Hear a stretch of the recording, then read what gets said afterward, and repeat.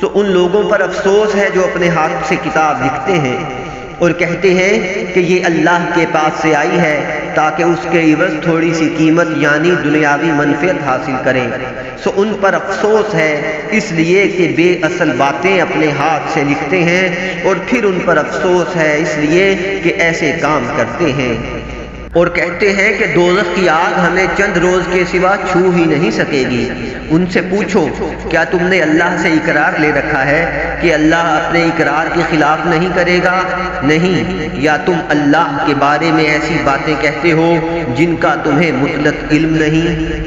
हाँ क्यों नहीं, जो बुरे काम करे और उसके गुनाह हर तरफ से उसको घेर ले तो ऐसे लोग दोज़ख में जाने वाले हैं और वो हमेशा उसमें जलते रहेंगे। और जो ईमान लाएं और नेक काम करें वो जन्नत के मालिक होंगे और हमेशा उसमें ऐश करते रहेंगे।